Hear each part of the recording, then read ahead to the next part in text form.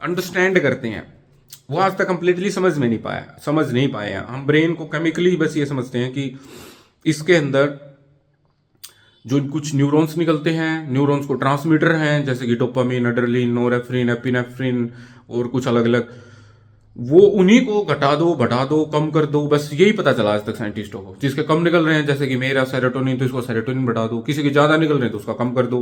तो ऐसे ही बस केमिकलों को कम ज्यादा कर रहे हैं, बट ब्रेन एक्चुअली में क्या कैसे प्रोसेसिंग करता है वो समझ में नहीं आया है, इसलिए इन दवाइयों के साइड इफेक्ट हैं। ये केवल सेरोटोनिन को अकेला नहीं बढ़ाती है, उसके साथ साथ कुछ और भी ब्रेन में रिसेप्टर्स होते हैं। गट्स में अपनी जो छोटी आंत होती है वहां पे होते हैं, वहां पे भी सेरोटोनिन बनता है। उसके अलावा और भी कई ब्रेन के अलग न्यूरोट्रांसमीटर कह सकते हैं, कुछ केमिकल हैं जिनको ये अफेक्ट करती है।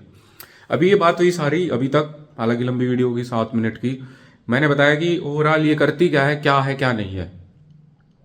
ओके, अभी मैं बता रहा हूं कि एक्चुअली में ये दवाइयां शॉर्ट टर्म, जब आप ऐसी सिचुएशन में हैं कि जहां आप अपने ब्रेन को कंट्रोल में खुद से नहीं कर पा रहे हैं, मान लो कोई डिवोर्स हो गया, फाइनेंशियल लॉस हो गया, या कोई ऐसी फियर आ गया, डर आ गया, भय आ गया, कोई ट्रामा सिचुएशन आ गई, वो ऐसी सिचुएशन होती है जिसमें ब्रेन जो ज़्यादा सेंसिटिव, इमोशनल, ज़्यादा भावुक लोग होते हैं, वो अपने आप को संभाल नहीं पाते।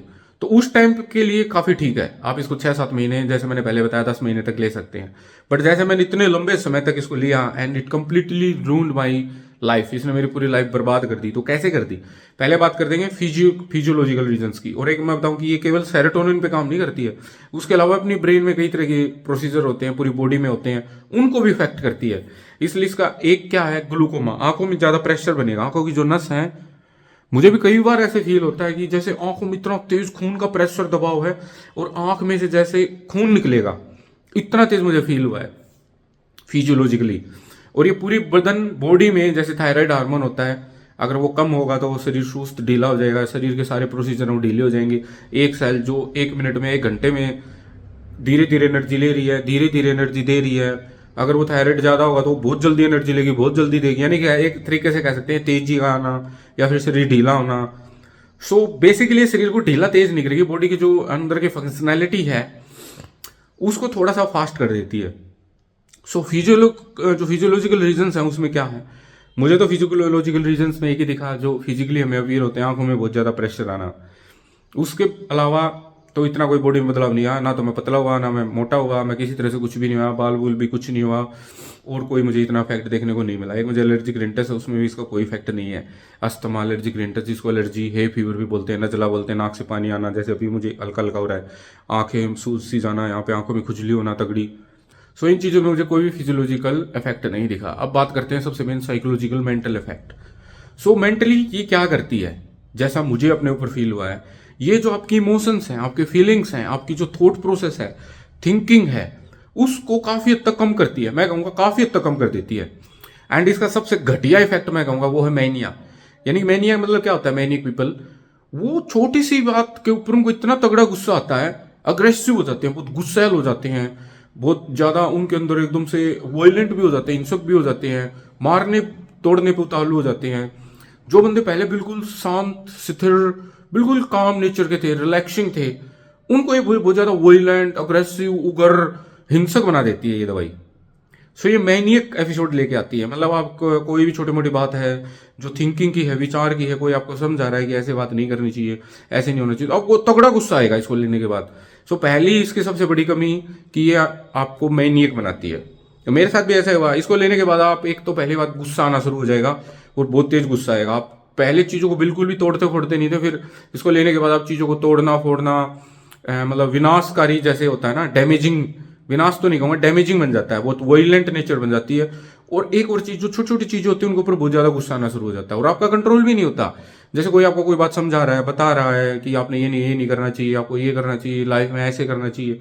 सो आपको ऐसे फील ही नहीं होगा कि ये बात अच्छी बता रहा है, सही है, एकदम से नेचुरली गुस्सा आएगा, एकदम से भयंकर, तो एकदम से हाइपर एपिसोड आएगा गुस्से का, और बहुत तगड़ा गुस्सा आएगा। और गुस्से में आप या तो अपने आप को मारोगे, ऐसे मुक्का मार लिया, ये कर लिया, कोई चीज है वो तोड़ दी, फेंक दी। मेरे साथ ऐसे हुआ, मैं फोन फेंक के मैं मार दिया, मैंने और चीजें तोड़ दी पहले। अब जैसे मैं इसको छोड़ रहा हूं, मैंने छोड़ दी है, तो अब मेरे साथ ऐसा नहीं है। पहले मैं ऐसे करने लग गया था जब मैं दवाई ले रहा था। तो ये बात बताई मैंने मैनियक की।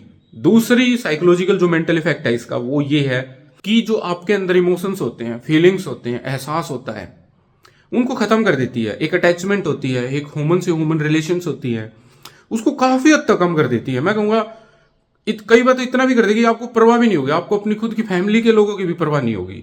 जो आप उनके प्रति पहले इतने लगाव था, अटैचमेंट था, एक बॉन्डिंग थी, इमोशंस थे, फीलिंग्स थी, वो बिल्कुल खत्म कर देती है। इस गोली को लेने के बाद कभी भी जो मैं कभी रोया नहीं, कभी मुझे इमोशंस फील नहीं हुए, कभी मुझे इतना ज्यादा अटैचमेंट लगाव ये ज्यादा फील नहीं हुआ। हालांकि मैं ये नहीं कहूंगा बिल्कुल खत्म कर देती है, आपको अटैचमेंट होगी, आपको लगाव भी होंगे, आप अच्छा भी फील करेंगे। मान लो आपकी गर्लफ्रेंड है या वाइफ है, आपके परिवार के चहेते लोग हैं, उनके साथ आपको बहुत अच्छा फील होगा, आप अच्छे भी रहेंगे। बट जो एक हमदर्दी होती है, एक जुड़ाव होता है, इमोशनल फीलिंग्स होती हैं, उनको काफी हद तक खत्म कर देती है।